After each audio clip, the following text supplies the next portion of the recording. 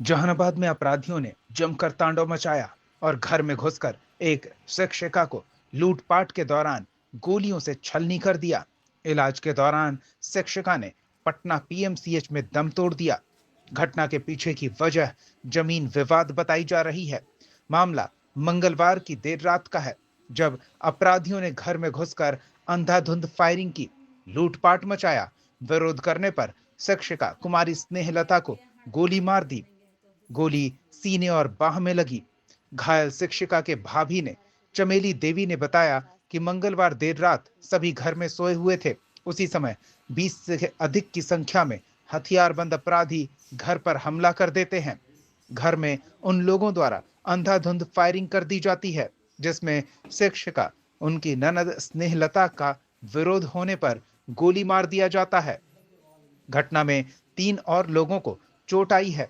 हथियारबंद अपराधियों ने इस दौरान घर में रखे नकदी जेवरात लूट लिए, फायरिंग कर भाग गए।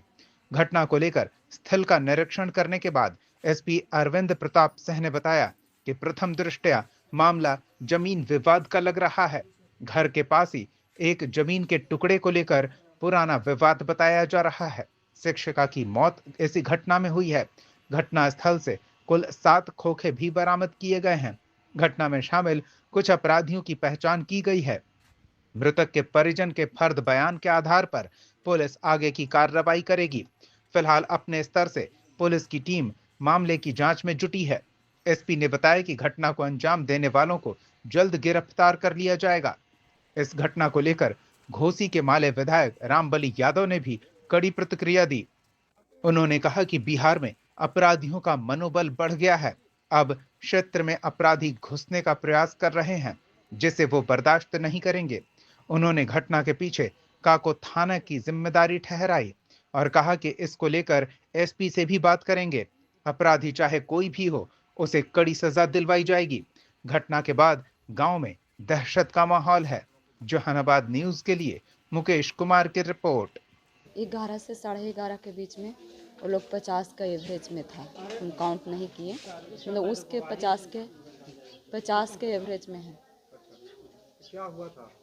हुआ क्या था, वो लोग पूरा घर को छेक लिया था और छेक करके और ऊपर में पीछे से चढ़ गया और फायर, पहले पीछे से फायर करना शुरू कर दिया, शुरू करके चढ़ गया ऊपर में। चढ़ करके जब हम सब घर में से निकले हुए थे, सबको फटाफट पकड़ लिया और हम ज़मीन के लिए 12 लाख रुपया लोन ले रखे थे, जिसमें 6 लाख कैश निकाल के रखे हुए थे। वो कैश भी लेके गया और जेवर भी 6 लाख का लेके गया। और बाद में जब ननद को मतलब उसका सामान छीने लगा तो वो चिल्लाने लगे, इसलिए 3 आदमी मिलकर उसको गोली मारा। तो लूटपाट की नीयत से आए थे या हत्या की नीयत से आए थे? अब उसको मन में क्या था, लूटपाट के नियत से ही आया था, मगर वो चिल्लाने लगी इसलिए उनको हत्या कर दिया। अच्छा, जमीन विवाद का भी कारण बताया जा रहा है। जमीन विवाद का ऐसा कुछ कारण नहीं है, ऐसा कुछ नहीं है। कितना हम किसी आदमी से झगड़ा नहीं करना चाहते। कितना राउंड फायरिंग हुई? तकरीबन 100 के एवरेज में। सभी लोग फिर फरार हो गए? हाँ, सभी लोग फरार हो गए। जब गोली मार दिया, पैसा ले लिया, पूरा लूट लिया, तो बाहर हो गया। घर में कौन कौन लोग थे इस समय? घर में हम लोग सभी थे। मेरे हस्बैंड 3 भाई हैं, तीनों थे। सासू माँ थी, हम थे, मेरी जेठानी थी, ननद थी। ननद क्या करती है? ननद बीपीएससी टीचर थी। क्या नाम है आपका? चमेली कुमारी। रात में जो जिस घर में घटना हुई है, इनके एक भाई हैं जिनका घरेलू नाम विक्की है, उनसे बात हुई थी। घटना के कुछ संभावित कारण हैं, वो लोग अपना आवेदन दे रहे हैं, कुछ लोगों को आइडेंटिफाई भी कर रहे हैं।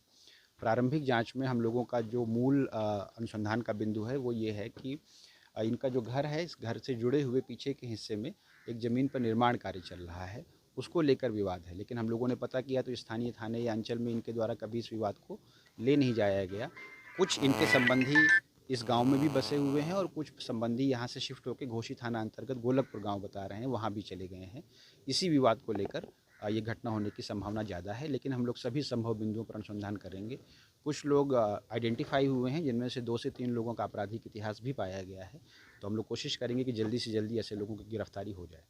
इस घटना में एक शिक्षिका की डेथ। कल रात में जो ये घटना है, इनका घर जो है वो पीछे से खुला हुआ है और जिस कमरे में वो शिक्षिका थी वो इस घर की बेटी हैं, उनकी शादी हो गई थी, पर वो अक्सर जॉब के सिलसिले में वो घर पे रहती हैं और यहीं से अप डाउन अपनी जॉब पर करती थी। जिस रूम में वो थीं उस रूम की खिड़की में भी 2 गोली के निशान पाए गए हैं और संभवतः वो गोली उनके बॉडी पे लगी होगी या ये लोग में से 3-4 लोग ऊपर भी चढ़ कर गए हैं। कुछ आई विटनेस भी हैं जिनका भी हम लोग बयान ले रहे हैं। उसी जो ज़ख्म हुआ उसको लेकर ये लोग काको और सदर हॉस्पिटल गए थे। रात में भी उनसे बात हुई थी और चूँकि मामला गंभीर था तो उन्होंने पीएमसीएच रेफ़र किया। उसी में उनकी दुखद मृत्यु हुई है। सर कितने राउंड फायरिंग हुई सर? अभी तक हम लोगों का जो सीज़र है उसमें 7 बुलेट के खोखे इन लोगों ने बरामद किए हैं, लेकिन इन लोगों का कहना है कि 15-20 राउंड तो कम से कम फायरिंग हुई है। और जो लोग भी थे वो लोग कुछ जो हम लोगों का प्राइमरी इन्वेस्टिगेशन है और आई विटनेसेस के बयान हैं उससे ये लग रहा है कि वो लोग घरेलू सदस्यों से भी परिचित थे। घरेलू सदस्य भी उन लोगों को जान रहे हैं। जो भी प्राथमिकी आवेदन अभी दर्ज होता है, हम लोग की एक टीम पीएमसीएच भी गई है, वहाँ पर भी उन लोगों के बयान ले रही है।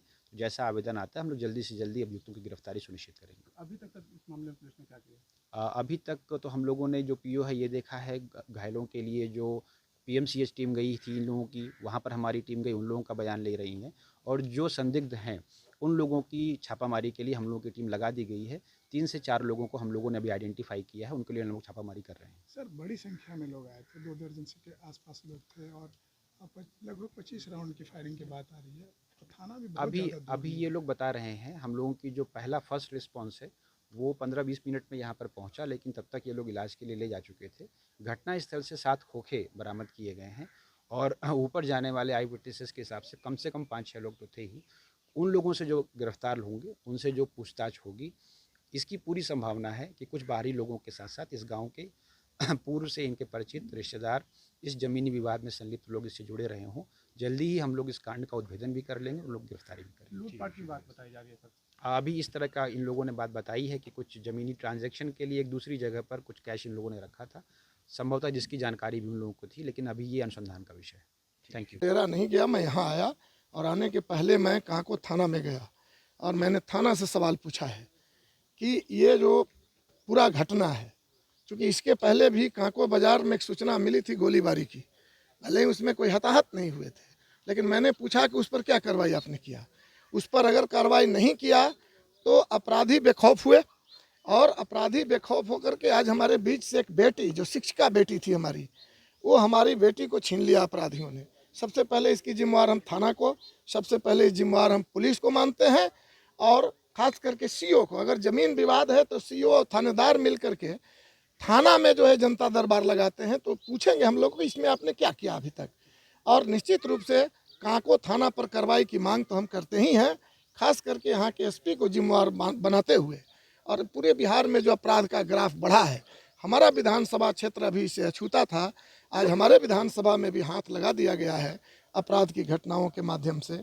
तो निश्चित रूप से हम गंभीर हैं, अपराधियों के साथ कोई समझौता नहीं होगी, कड़ी से कड़ी सजा मिले। अपराधी चाहे हमारा समर्थक हो, विरोधी हो, जो भी हो, उनको पुलिस गिरफ्त में जितना जल्द हो सके लाए। तो हम तो इसी के साथ में आज यहाँ पर हम लोग मौजूद हैं।